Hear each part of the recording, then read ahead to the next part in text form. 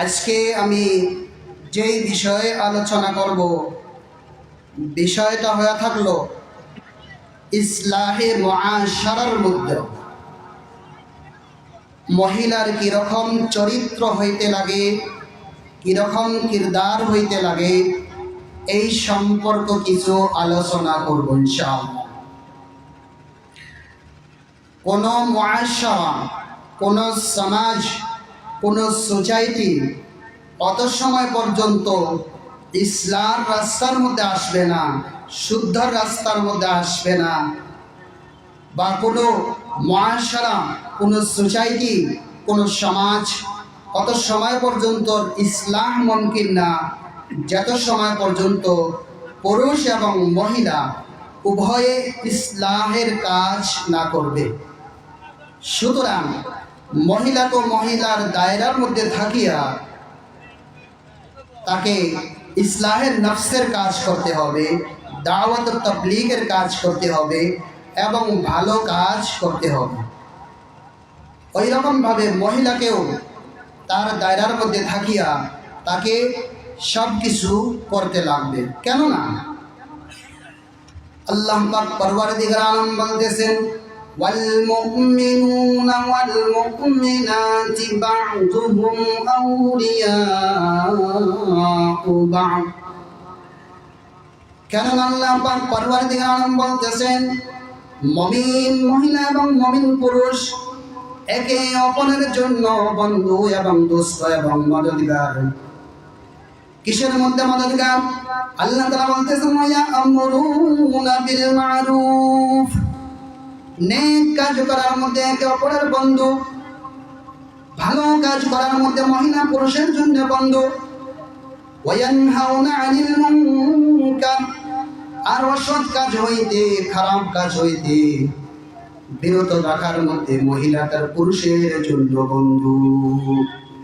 ওয়ায়ুকিমুনাস সালাম, পুরুষও নামাজ কায়েম করবে, মহিলাও নামাজ কায়েম করবে।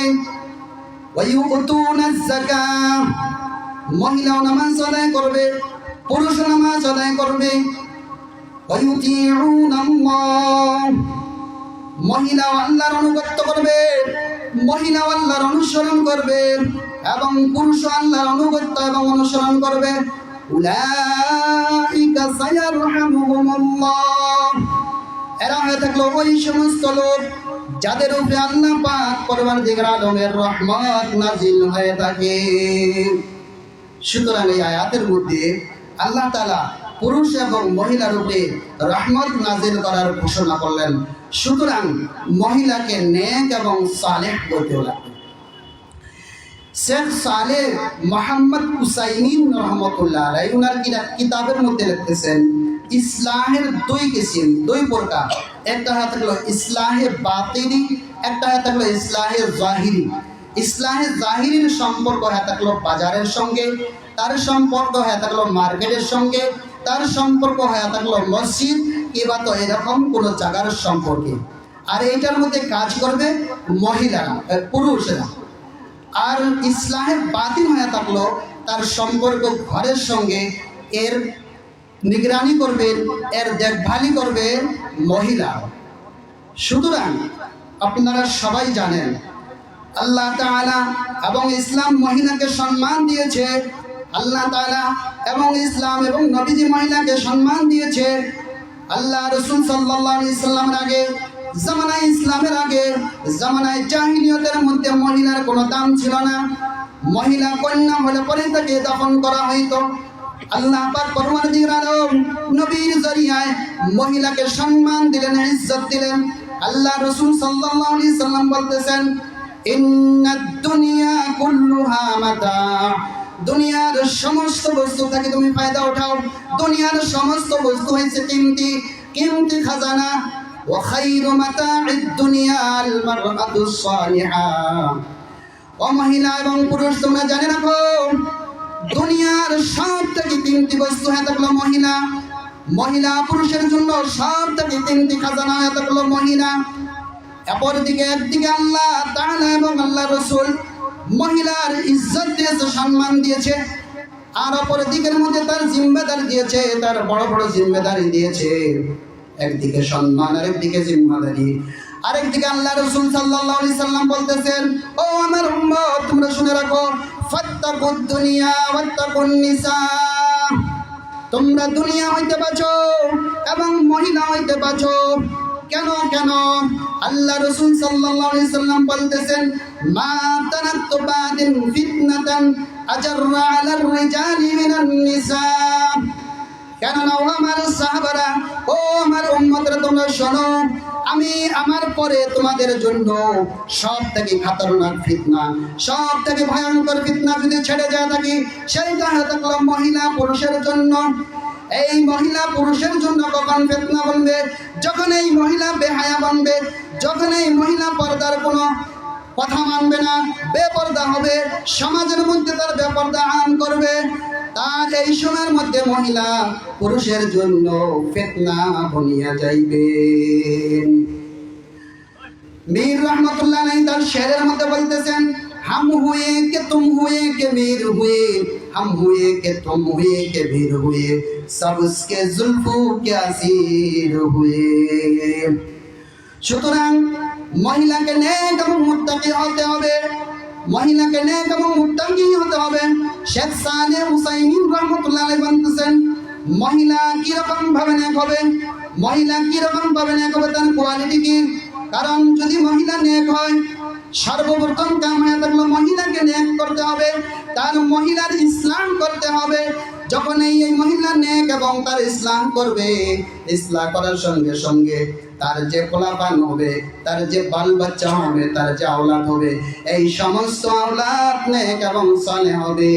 আর যদি মহিলা যদি বেপরদা হয়, মহিলার জন্য কোনো যদি হায়া না থাকে, সে যদি বেপরদা হয়ে ঘুরে, তার ছেলে সন্তান, তার আওলাদ, তার নসল হবে বেহায়া এবং বেপরদা। সুতরাং শেখ সালেহ রহমতুল্লাহ আলাইহি বলতেছেন, এখন মহিলা নেক কিভাবে বানবে, তার ভিতরে নেক সিফাত কিভাবে আনবে? আল্লাহ তাআলা কোরআনে কারীমের মধ্যে 22 নম্বর পারার মধ্যে বড় আহম কথা আল্লাহ রাসূলের বিবিগণের দ্বারা, আমাদের আম্মা নবী করিম সাল্লাল্লাহু আলাইহি সাল্লামের বিবিগণের দ্বারা সমস্ত মহিলাদেরকে এই কথা আল্লাহ তাআলা শিক্ষা দিতেছেন, ও মহিলারা তোমরা শোনো, وَمَن يَقْنُتْ مِنكُنَّ لِلَّهِ وَرَسُولِهِ।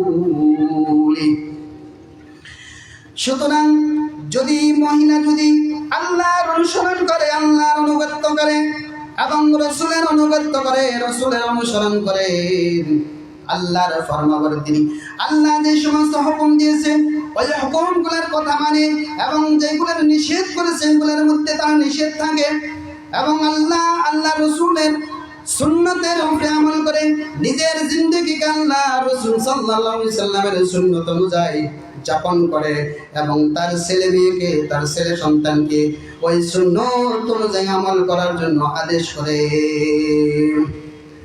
সুতরাং যখন এই মহিলা নামাজের জন্য লাগিয়া যাইবে, যখন এই নামাজ পড়বে, তার বাচ্চা যখন দেখবে, তার ছেলে যখন দেখবে মা নামাজ পড়তেছে, মার নামাজ পড়া অবস্থা দেখি তার দিলের ভিতরে জজবা আসবে, আরে আমার মা নামাজ পড়ছে, আমাকে নামাজ পড়তে হবে। যখন এই বাচ্চা তার মাকে দেখবে কোরআন তিলাওয়াত করতে, তখন এই বাচ্চার দিলের মধ্যে এই জজবা পয়দা হবে, আমার মা কোরআন তিলাওয়াত করছে, আমাকেও কোরআন তিলাওয়াত করতে হবে। যখন এই দেখবে বাচ্চা তার মাকে সকাল এবং সন্ধ্যা কোরআন এবং তাসবিহ এবং তওবা ইস্তেগফার করতে, তখন এই বাচ্চার দিলের মধ্যে এই জজবা আসবে, আরে আমার মা আল্লাহর কাছে তাসবিহ এবং তওবার মধ্যে মশগুল, আমাকেও তওবা এবং ইস্তেগফার করতে হবে। তারপরে আল্লাহ তাআলা বলতেছেন, ওয়া তা'মাল সালিহা। শুধু আল্লাহ এবং আল্লাহর রাসূলের অনুগত্য করলে হবে না, তাকে নেক আমল করতে হবে, তাকে নেক গুনতে হবে।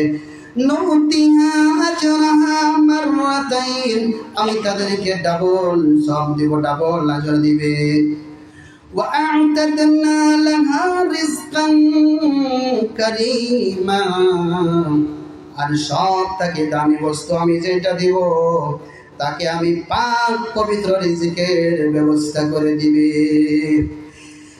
বন্ধুগণ, যেই রিজিকের জন্য, যেই রিজিককে তালাশ করার জন্য আমরা পরওয়ারদিগারকে ভুলেছি, রাজ্জাককে ভুলেছি, রিজিক দেনের মালিক যে আল্লাহ তাআলা, এটা আমরা ভুলে গিয়েছি।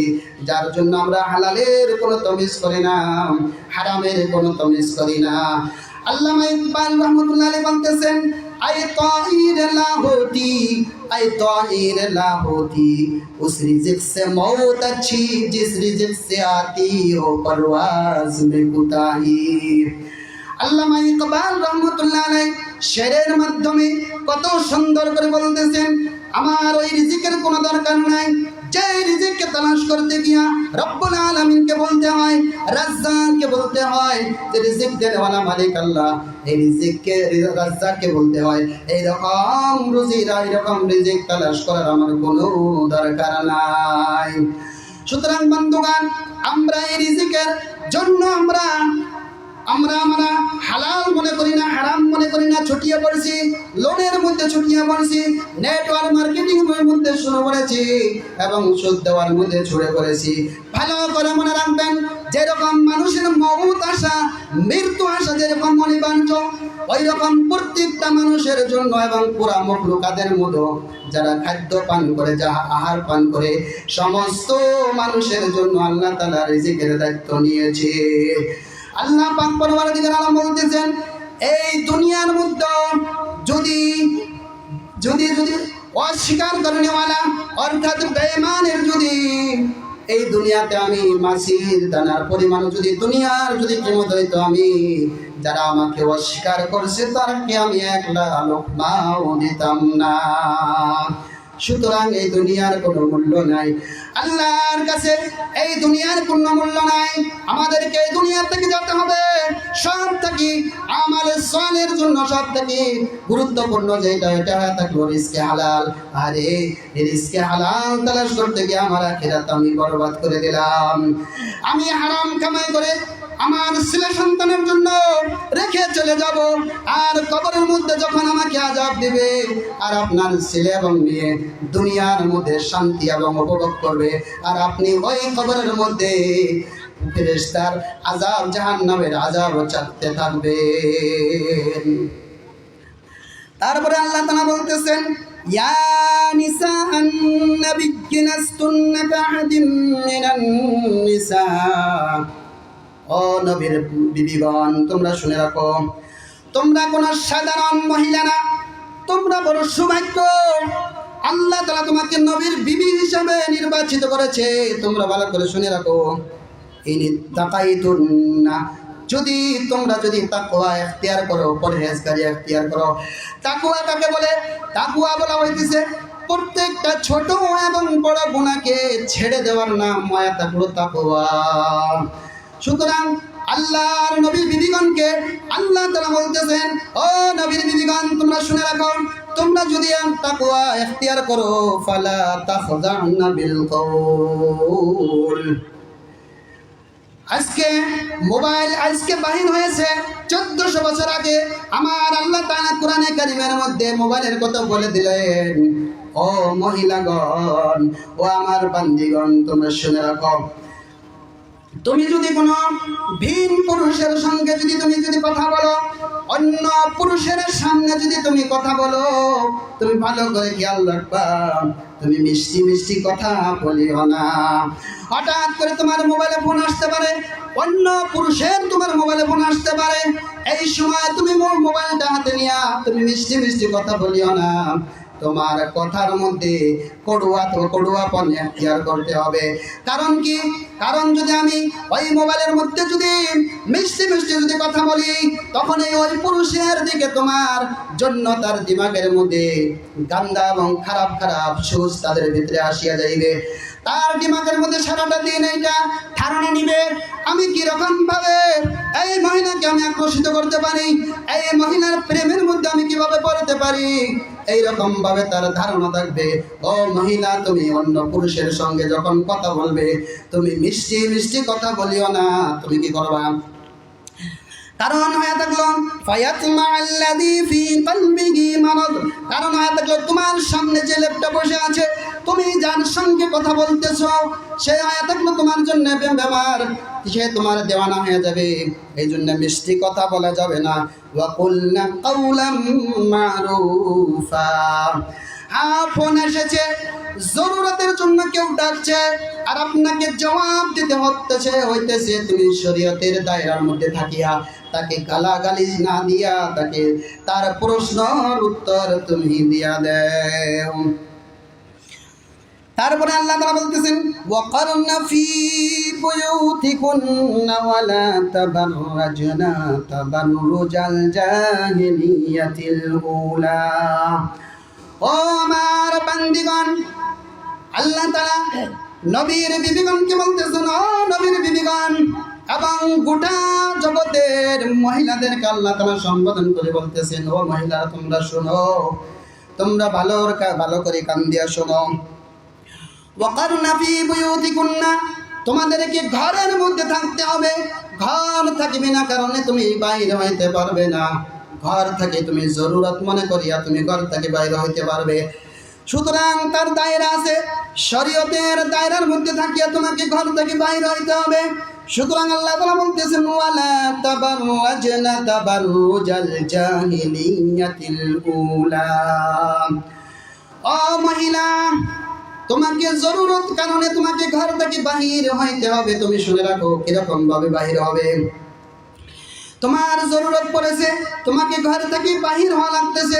তুমি শোনো, জামানায় জাহিলিয়তের মহিলারা যেরকম ভাবে ঘর থেকে বাহির হয়েছিল, মেকআপ লাগাইয়া, পাতলা কাপড় লাগাইয়া এবং সাজিয়া পাড়িয়া যেরকম ঘর থেকে বাহির হয়েছিল, ও মহিলারা তোমরা এরকম ভাবে বাহির হইও না।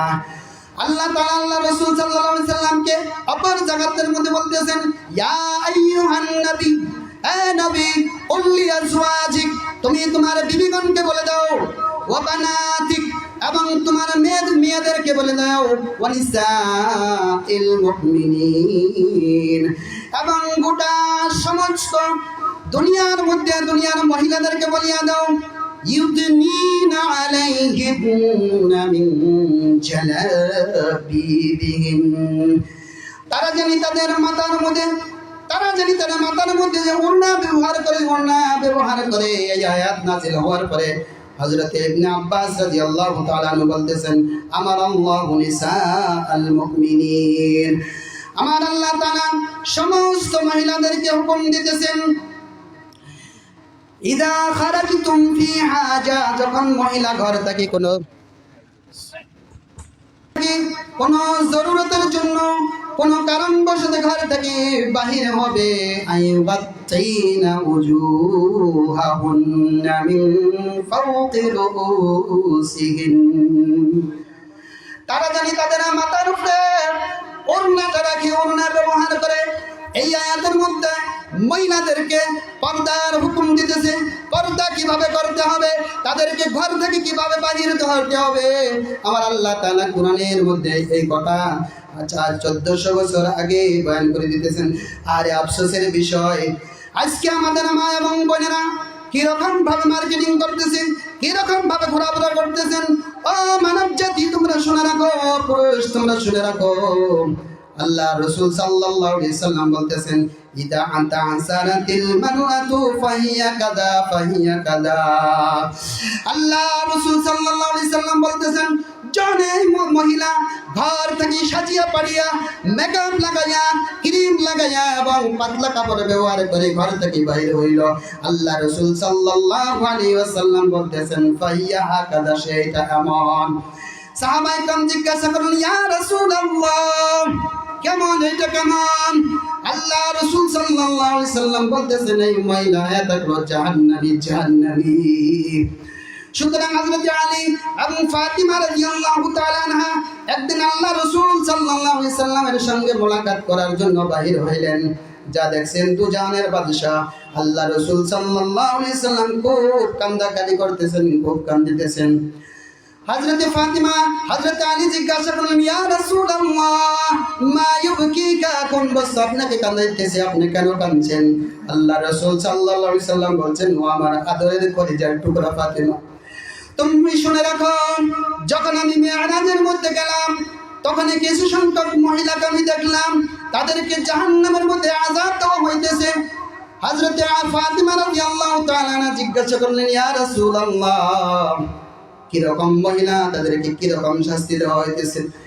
আল্লাহ রাসূল সাল্লাল্লাহু আলাইহি সাল্লাম বলতেছেন, ও আমার নয়নের মণি ফাতিমা, শোনো, সর্বপ্রথম আমি যে মহিলাকে দেখেছি তার চুলকে বেঁধে জাহান্নামের উপরে তাকে রাখা হয়েছে। আমি জিজ্ঞাসা করলাম, এ কোন মহিলা তার চুল বেঁধে জাহান্নামের উপরে রাখা হয়েছে? আরে দুনিয়ার মধ্যে ছেলে যদি তার মায়ের চুল যদি টানে, ওইটা বরদাস্ত করতে পারে না, ছোট বাচ্চা হইলেও ওই ছেলেকে মার দিয়া দেয়। সমস্ত শরীরটা যখন ওই জাহান্নামের উপরে, সমস্ত শরীরটা যখন চুলের উপরে থাকবে, তখন ধারণা করেন কিরকম তার অবস্থা হবে। নিচে জাহান্নামের আযাব আর উপরে তার চুলটা লটকানো। জিজ্ঞাসা করলাম, ও জিবরাইল, এ কোন মহিলা, তাকে এত কঠিন কেন সাজা দেওয়া হইতেছে? জিজ্ঞাসা বলা হইল, ইয়া রাসূলুল্লাহ, এইটা ওই মহিলা যেই মহিলা ঘর থেকে বাইরে হয়েছিল, মানুষের সঙ্গে কথা বলছিল, মাথার মধ্যে ওড়না ব্যবহার করছিল না। দ্বিতীয় ওই মহিলাকে যে দেখছিলেন, যেই মহিলার পিছনের মধ্যে গরম শিখ ঢুকাইয়া উপরের দিকে জাহান্নামের মধ্যে লটকাইয়া রাখছেন। জিজ্ঞাসা করলেন, ও জিবরাইল, এ কোন মহিলা, তাকে এত কঠিন সাজা দেওয়া হইতেছে? হযরতে জিবরাইল বললেন, ইয়া রাসূলুল্লাহ, যে মহিলা তার বয়ফ্রেন্ডকে তার গোপনী স্থান, তার যে সিনা, তার যে গোপনী জায়গা, এই জায়গাকে তার বয়ফ্রেন্ডকে দেখাইছিল, অন্য পুরুষকে দেখাইছিল, যার জন্য জাহান্নামের মধ্যে আমার আল্লাহ তাআলা এইরকম ভয়ঙ্কর শাস্তির ব্যবস্থা করে দিয়েছে। আজকে সমাজের মধ্যে, আজকে গোটা দুনিয়ার মধ্যে কোনো লেবাসের কোনো সিস্টেম নাই। ঘর থেকে বাহির হইতেছে, মাথার মধ্যে কোনো ওড়না নেওয়ার দরকার নাই, তার সিনার মধ্যে কোনো ওড়না নেওয়ার দরকার নাই।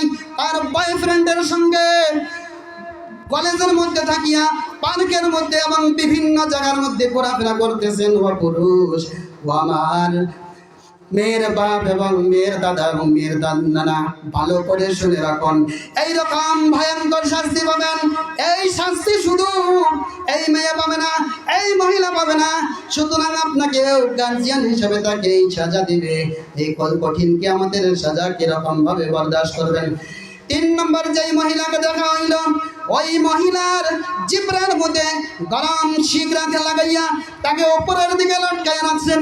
জিজ্ঞাসা করলেন, ও জিবরাইল, কোন মহিলা, এই মহিলাকে এত কঠিন কেন সাজা দেওয়া হইতেছে? জিজ্ঞাসা করলেন, ইয়া রাসূলুল্লাহ, সে দুনিয়ার মধ্যে মিথ্যা কথা বলছিল, সে দুনিয়ার মধ্যে গীবত বলছিল, গীবত বেশি বেশি করছিল, যার জন্য তাকে এরকম সাজার ব্যবস্থা করে দেওয়া হয়েছে।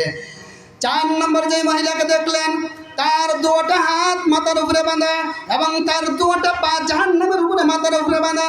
জিজ্ঞাসা করলেন, ও জিবরাইল, কোন মহিলা, তাকে এরকম কেন সাজা দেওয়া হইতেছে? আল্লাহ রাসূল সাল্লাল্লাহু আলাইহি সাল্লামকে বলা হইল, ইয়া রাসূলুল্লাহ, এ ওই মহিলা যেই মহিলা পাক নাপাকি কোনো পরহেজ করে নাই, পাক নাপাকির কোনো তমিজ করে নাই, রাতের মধ্যে সহবাস করছিল। রাতের মধ্যে সহবাস করার পরে ফজরের আজান হয়ে গেছে, সে গোসল করে নাই, গোসল করে নাই এবং আল্লাহর কাছে যে নামাজ পড়তে হবে, ফজরের নামাজ যে পড়তে হবে, সে নামাজের কোনো খবর নাই। এরকম ভাবে বেলটা উঠিয়া যায়, সে গোসল তারপরে গোসল করে। এইরকম মহিলা, যে মহিলা পাক এবং নাপাকের কোনো খেয়াল রাখবে না, পাক নাপাকের কোনো তমিজ করবে না, এইরকম মহিলাকে জাহান্নামের মধ্যে এরকম ভয়ঙ্কর শাস্তি দেওয়া হবে। সুতরাং মহিলাকে পর্দা করতে হবে। মহিলা যদি পর্দা না করে, তাকে জাহান্নামের মধ্যে এরকম সাজার ব্যবস্থা করে দেওয়া হয়েছে। ওয়াকিমনাস সালাহ, মহিলাকে নামাজ কায়েম করতে হবে। ওয়াআতিনাজ যাকাত, এবং মহিলাকে যাকাত আদায় করতে হবে। মহিলাকেও নামাজ কায়েম করতে হবে। আমি আগে বলছিলাম, পুরুষকেও নামাজ কায়েম করতে হবে, মহিলাকেও নামাজ কায়েম করতে হবে। আগে আমরা দেখতাম রাস্তা দিয়ে যদি হেঁটে যাওয়া যায়, মা এবং ভগ্নীগণ তারা ঘরের ভিতরে নামাজ পড়িয়া তারা কোরআন তিলাওয়াত করতেন, কোরআন তিলাওয়াতের আওয়াজ শোনা যাইত। কিন্তু আজকে বড় দুঃখের বিষয়, ঘরের মধ্যে এত বড় সমাজ, এত বড় মহল্লা, মসজিদের মধ্যে একটা কাটানো হয় না, ঘরের মধ্যে কোনো নামাজের কোনো খবর নাই। আর আমরা বলছি আমাদের সমাজের উন্নতি কেন হয় না? আমরা কেন এত মুসিবতের মধ্যে? আমাদের উপরে কেন এত জালিম বাদশা মুসাল্লাত করা হয়েছে? আজকে আমরা এরকম ভাবে বলছি।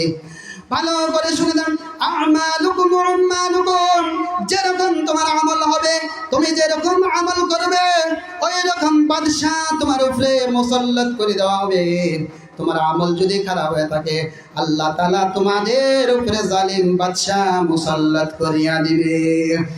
সুতরাং আমাদের আমলকে ঠিক করতে হবে। আমি বলছিলাম মহিলাকে কয়টা কাজ করতে হবে। 1 নম্বর কাজ হয়ে থাকলো মহিলার ইসলাহ করতে হবে, মহিলাকে নেক বানতে হবে, মহিলাকে পর্দা করতে হবে।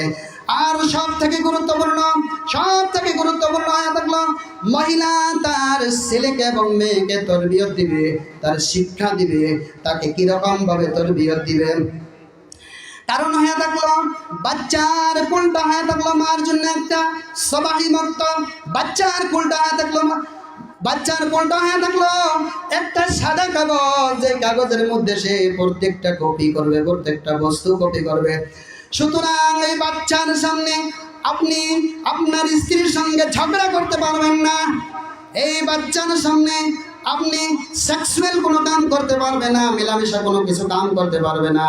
বাচ্চা যেহেতু ছোট, কিন্তু ওই বস্তুগুলাই বাচ্চা কপি করিয়া রাখবে।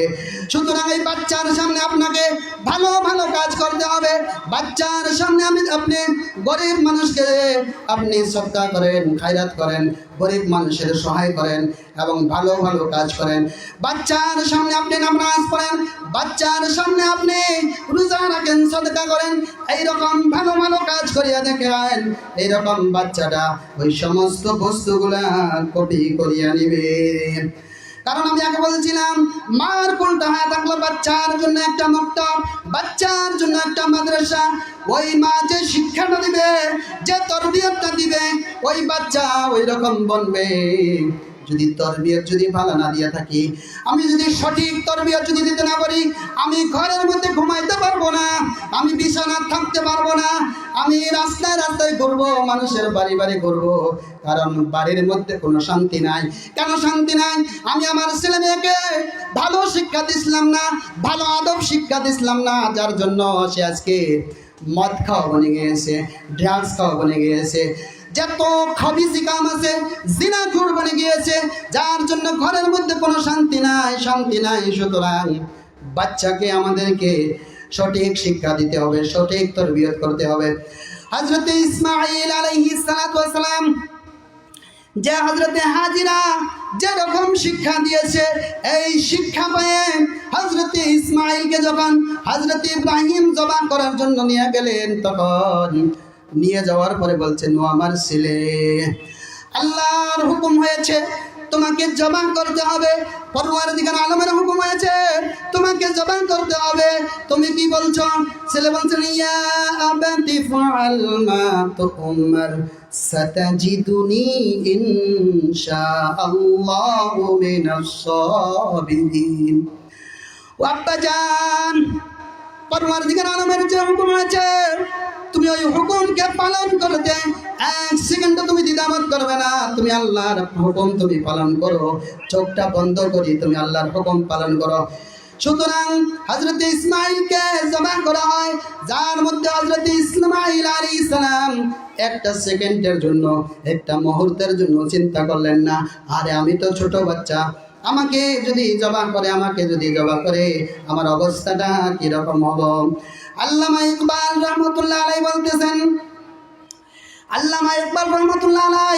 তার শেরের মধ্যে বলতেছেন যে এইটার কারণ হয়ে থাকলো হযরতে হাজিরা তার তলে মেহনত করেছে, হযরতে হাজিরা মেহনত করার তার ফল এটা দেখা হয়েছে।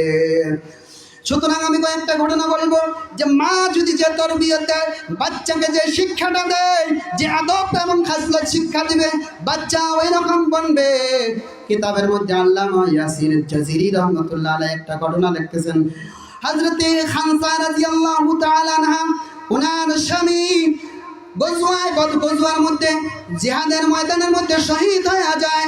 ওনার 4 জন ছেলে গজওয়ায়ে কাদসিয়ার জন্য হযরতে ওমর রাদিয়াল্লাহু তাআলা আনহু জিজ্ঞাসা করলেন।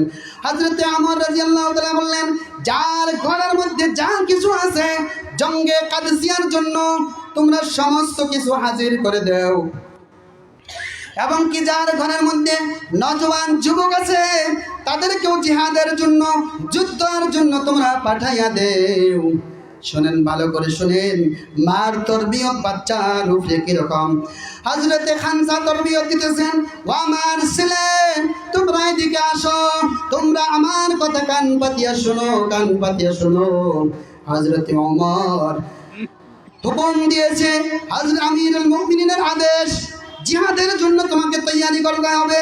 তোমরা ভালো করে শোনো, তোমরা যে যুদ্ধের মধ্যে যাবে, তখন যুদ্ধের মধ্যে যখন লড়াই করবে, লড়াইয়ের আঘাত, তরবারির আঘাত তুমি সিনার মধ্যে নিতে হবে।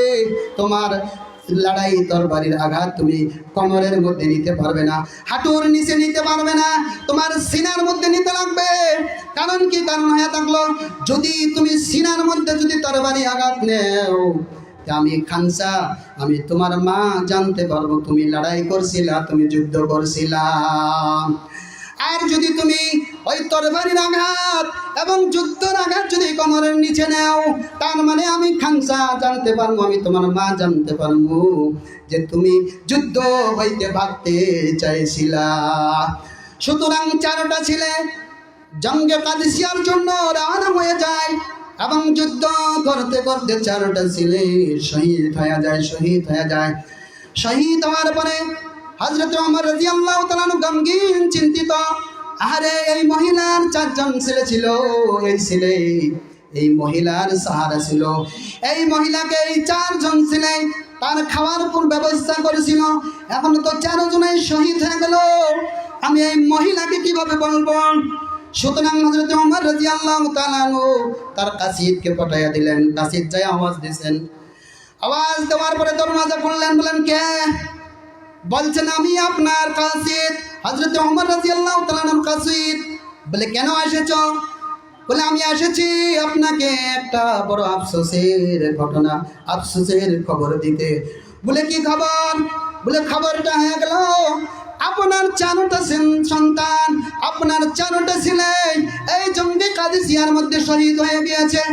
ওই খানসা রাদিয়াল্লাহু তাআলা না বলছেন, এইটা তো কোনো দুঃখের কোনো খবর না, এটা তো খুশির খবর।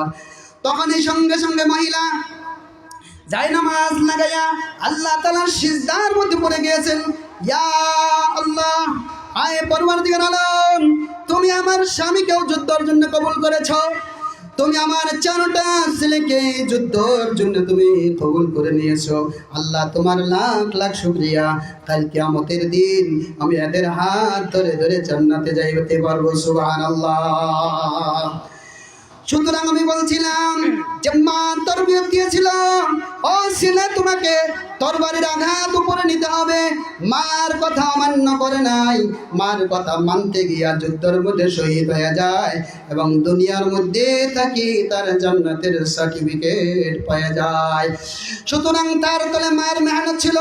যেই রকম মা তার ছেলেকে মানুষ করবে, ওই রকম তার ছেলে বনবে। তার নজির আমরা পাইলাম হযরতে খানসার 4টা ছেলে। আরো একটা ঘটনা বলছি, খাজা কুতুবউদ্দিন বখতিয়ার কাকি রহমতুল্লাহ আলাইহি, উনার মা এবং বাপ যখন হযরতে খাজা কুতুবউদ্দিন বখতিয়ার কাকি ছোট থাকে, তখন বাপ ইন্তেকাল করে যায়, এবং তার মা হযরতে খাজা কুতুবউদ্দিন বখতিয়ার কাকিকে মাদ্রাসার মধ্যে দিয়া দেয়।